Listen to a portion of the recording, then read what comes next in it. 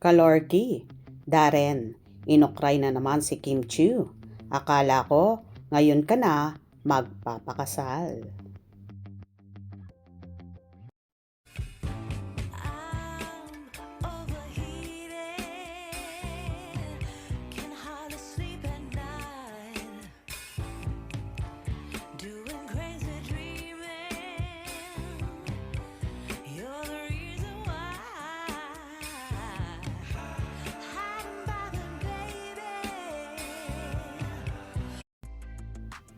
Panibago na namang pang-aasar at pang-ookray ni Darren Espanto sa kanyang bestie na si Kim Chiu.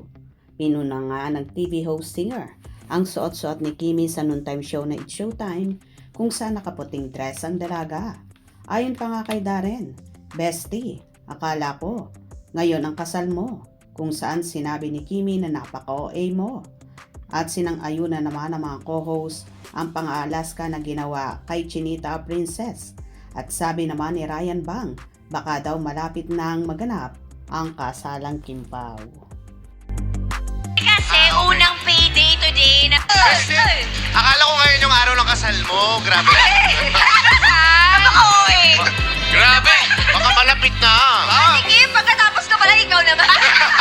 Grabe, ha? Baka tanong... Tuwang-tuwa naman ang Kim Pao fanay na tila ba halos lahat ay nagpapahiwatig ng kasalan.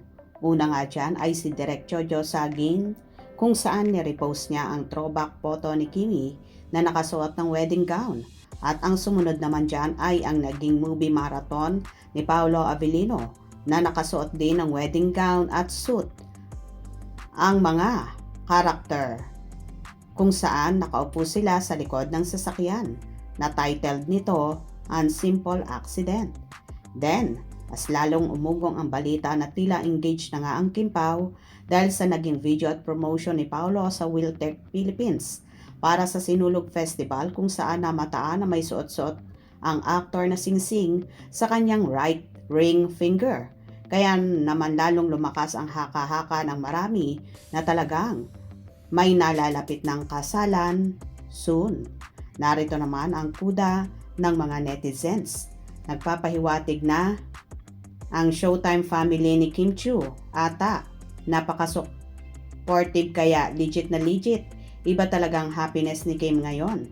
Inspired na inspired. Yun din ang alam ko. Malapit na. Ha ha ha ha.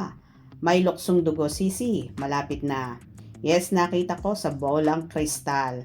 Malapit na malapit na. God bless Kim Pao forever. Parang nangangamoy na.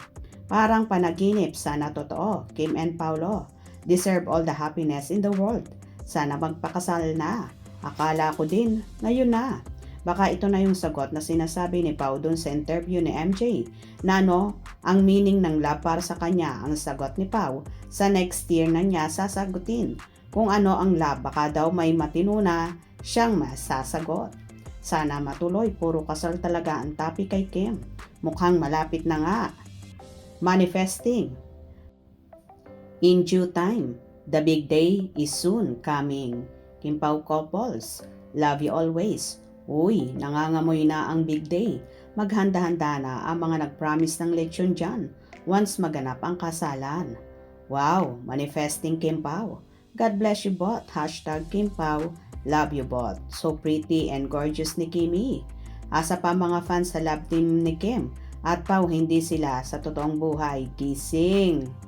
Nahihilo ako, may nag-post pic ng Kim Pao na nasa airport silang dalawa, punta daw sila sa Cebu. Tapos andyan naman si Kimi, puro fake posts. Tila lahat nga ay so excited na sa kasalang magaganap sa Kim Pao. Kaya abang-abang tayo dahil for sure, malapit na itong maganap. Gusto nyo ba yon? Hope you enjoyed. Please subscribe for more info.